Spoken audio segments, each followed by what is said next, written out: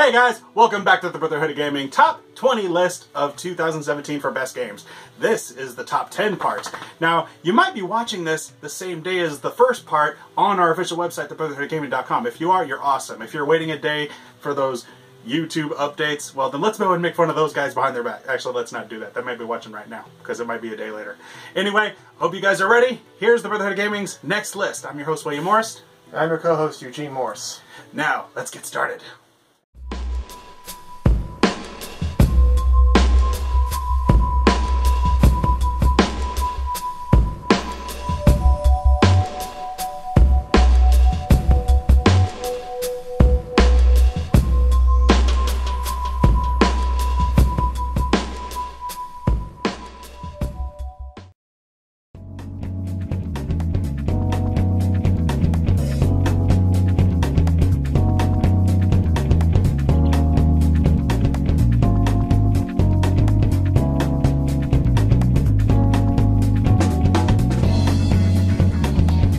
The Persona series is considered one of the best role-playing games of all time.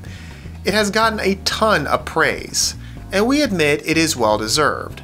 But it is also a game we had to dedicate many hours before getting that enjoyment, and with so many games out there, that can be a bit taxing.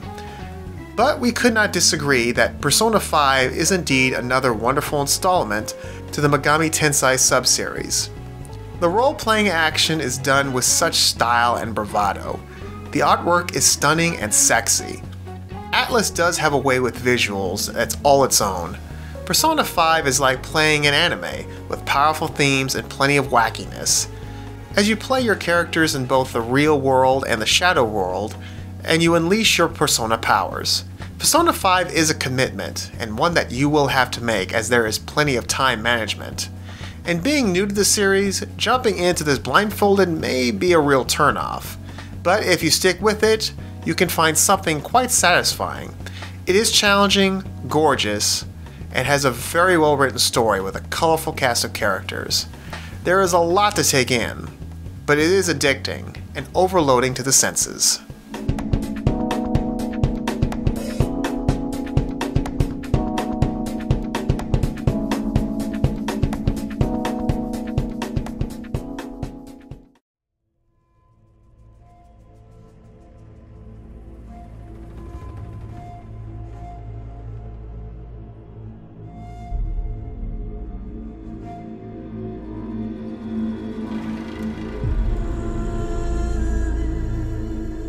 With the political climate that we are in nowadays, it does feel like releasing a new game with a female lead is a bit tricky. At one hand, some may see it as pandering to certain critics, while those same critics could possibly overanalyze it and chastise it if it does not meet all of the criteria. From our point of view, we feel that we should leave the politics out and just judge it as a damn video game. And on that form, Horizon Zero Dawn passes the mustard. The game is yet another post-apocalyptic game, but with a nice twist as there are giant robots roaming the land. You take control of Aloy, which, yes, does sound like the name of a soap, as you use your weapons and abilities to hunt down the monsters. The game's terrain is just beautiful as you travel through it, along with an interesting story that kept our attention throughout. This beautiful open-world game kind of reminded us of Rise of the Tomb Raider as we played it. I don't know, maybe that's just us, but it works. Destroying the large beasts while switching between your arsenal is great fun, but it is the story and characters that kept us engaged. Judging Horizon Zero Dawn as just a game, we find it to be a really refreshing good time. You should try it.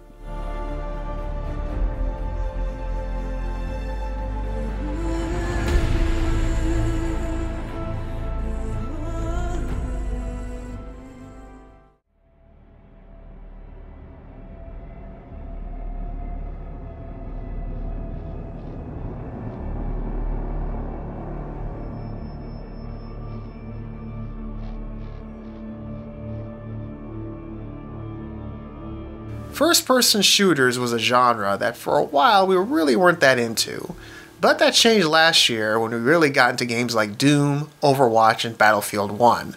So that got us excited for Wolfenstein 2 The New Colossus. Now much like Doom, we were not familiar with really the previous titles, so we jumped in head first.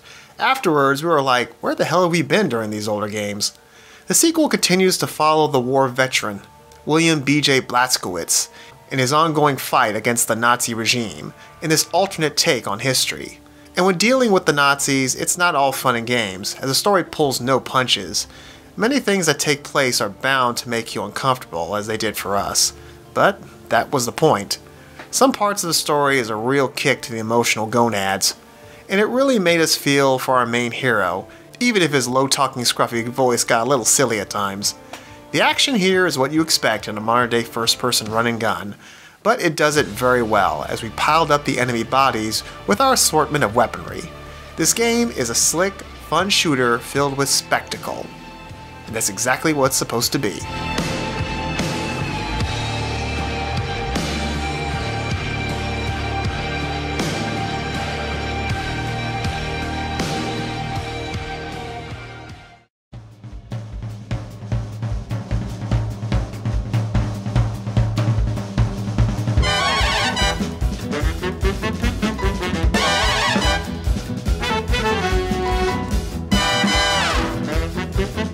It's very rare when a video game can be considered an actual work of art, especially by those who are not really fans of video games in general.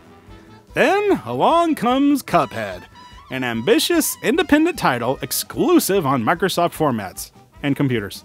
We heard things about this game for a while and saw a few screenshots, and it did pique our interest. When Cuphead was released, it took the world by storm, and we got swept in it as well. The game's amazing visuals are a pure love letter to the art form that was the rubber hose animation of classic Walt Disney and Fleischer cartoons from the 1930s. The look and music of this game themselves are a true wonder to behold, but it is more than just nice visual wrapping. The gameplay harkens back to 80s mainstays such as Mega Man and Contra, and so smooth and fast-paced. The game has elements of overworld travel and platforming, but it is primarily a boss rush mode, facing off against some fantastic beasts, which will require split-second reaction time and pattern recognition, in which you will have to use the proper upgrades to tackle. The game is very difficult, there's no getting around it, but the challenge is done the right way, as it encourages you to fail and fail and fail again, learning from your mistakes and improving. And when taking on the challenge with a friend, it is twice as good. Cuphead as a game is a lot of fun. As an experience, it is definitely something that everyone should at least try once.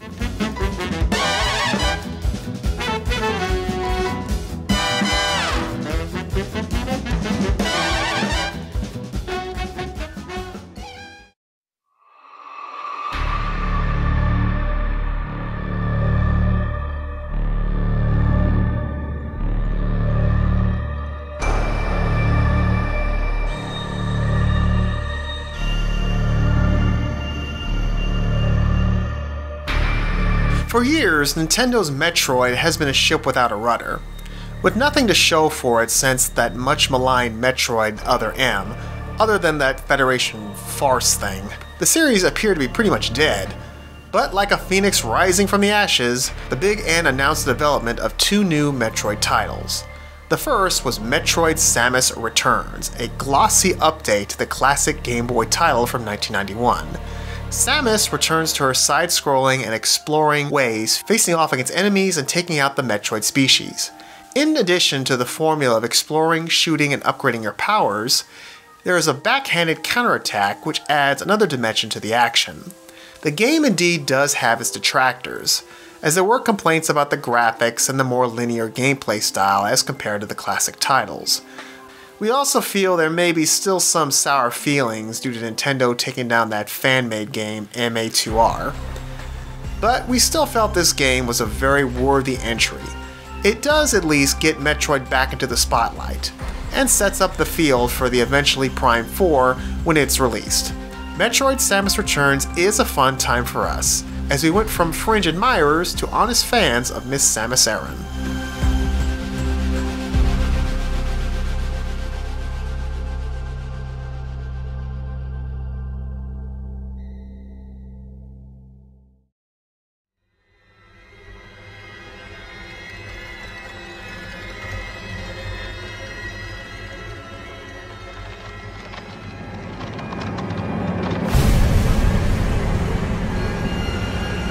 Now, despite its over-reliance of third-person action set pieces and the mostly absence of atmospheric scares, we still enjoyed Resident Evil 5 and 6 for what they were.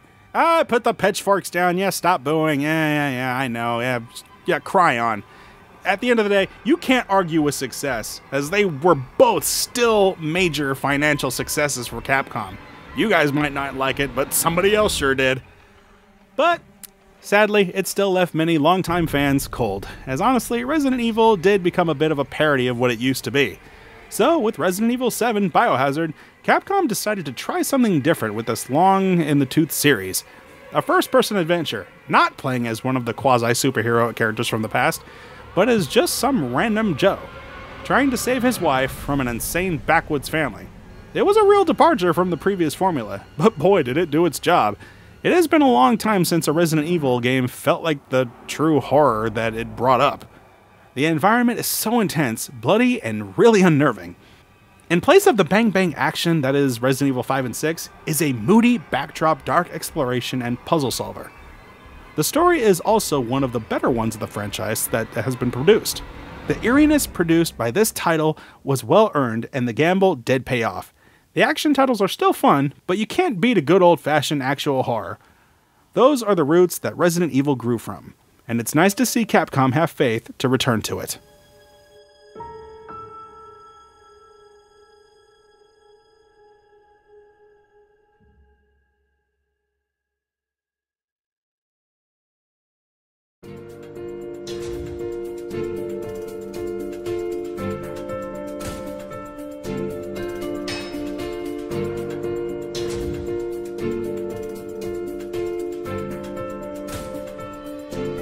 Japanese role-playing games definitely generate different emotions from gamers these days.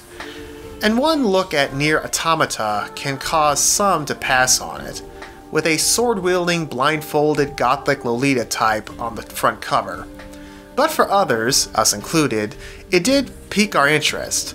The result of the combined efforts of RPG kingpin Square Enix and hack-and-slash Chop Shop Platinum Games, this game took us to a post-apocalyptic world featuring androids caught in the middle of a war between humans and machines. The combat is silky smooth as we slice and dice our way through the variety of beautiful landscapes. Along the adventure, we followed a tortured cast of characters as they unearth the truth about their existence and the world around them.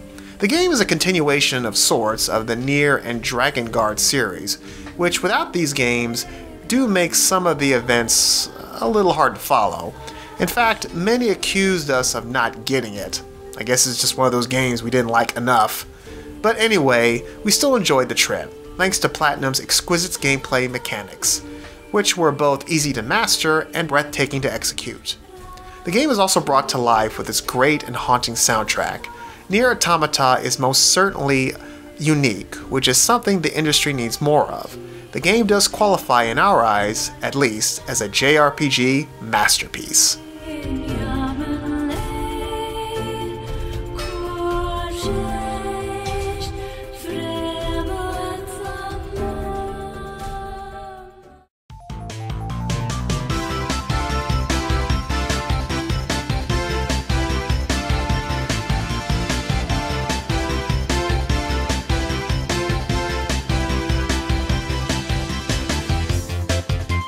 After spending years slugging its way through mediocre titles, the Sonic series got a much-needed shot in the arm with the announcements of Sonic Mania and Sonic Forces.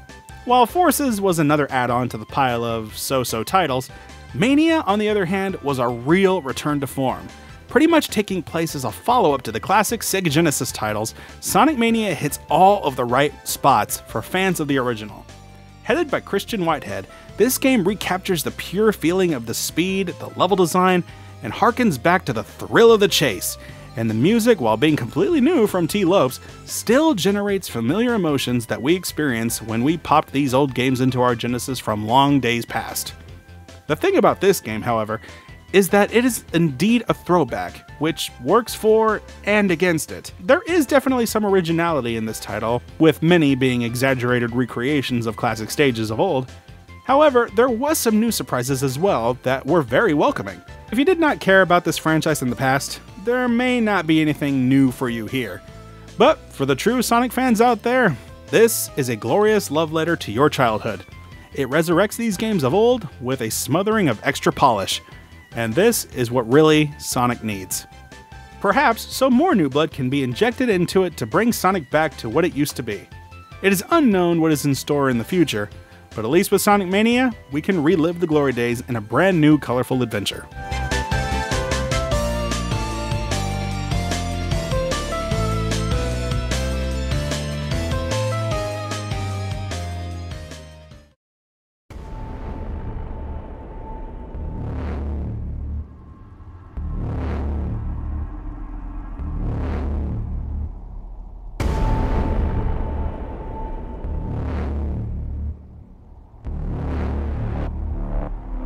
Injustice Gods Among Us proved that NetherRealm Studios could produce an excellent fighting game featuring the legendary characters from DC Comics. Injustice 2 did exactly what a sequel was supposed to do: take everything that worked and expand on it. The story here is one of, if not the best of all fighting games, and it delves deep into the Elseworld tale of a Superman pushed over the edge and an embattled Batman trying to stop him. What NetherRealm did so wonderfully with this story is that there really is no clear-cut good versus evil narrative, but just an oceans of gray, as everyone is just trying to do what they feel is the right thing to do, given the circumstances at hand. The fighting style, though admittedly not for everyone, we still had a lot of fun using it. An array of characters with their own distinct movesets added to the richness of the combat. A true gem in this game is the multiverse, allowing hours upon hours of fun game time, as we experimented and mastered the fighters presented in this game, before going to war online. Its photorealistic details of the graphics, fantastic sound design, are all on display, and it adds to the enjoyment as well. And while the randomizing gear system has turned off a great deal of people, and understandably so, we have to admit it still gave us a lot of joy unlocking new pieces and playing dress up with these comic book superstars in order to advance their abilities. Injustice 2 is a marvel of a fighting game title, and we certainly hope that there is a third installment to this franchise.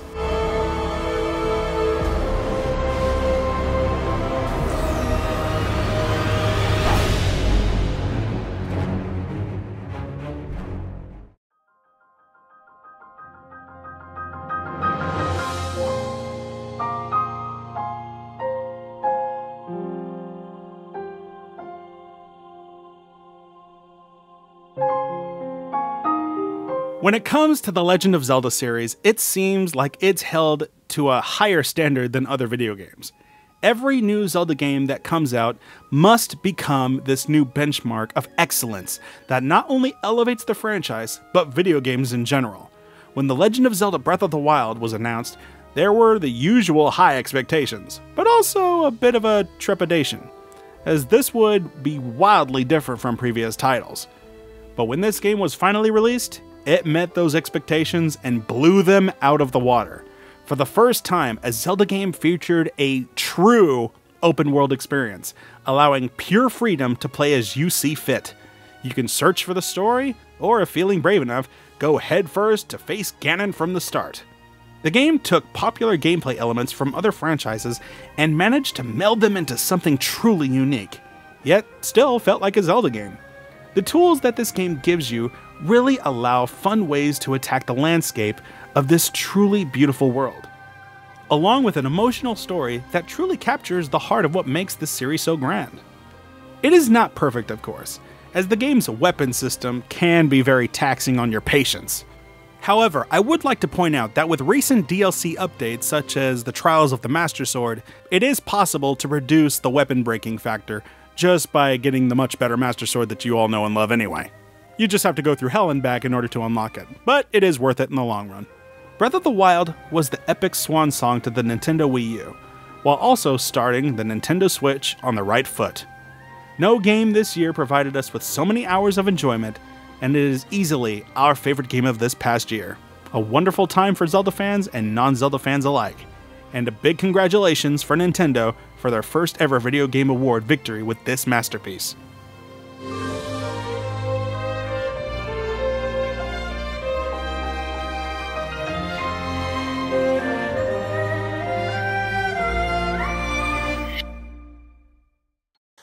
guys, there you have it. There was the top 20 list of video games for 2017 by your favorite YouTubers, I hope. The Brotherhood of Gaming. I'm William Morris.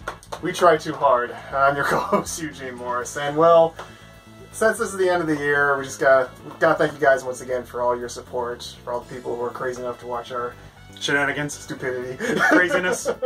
Stupidity. Awesomeness. But yeah, again, from the bottom of our hearts, even though we might not be the biggest channel out there, and we might still be relatively low tier depending on who you ask, still, for those of you who decided to join us, support us, and promote us, or do whatever you could to encourage us to keep on going, thank you from the bottom of our heart. You guys are the reason why we keep doing this.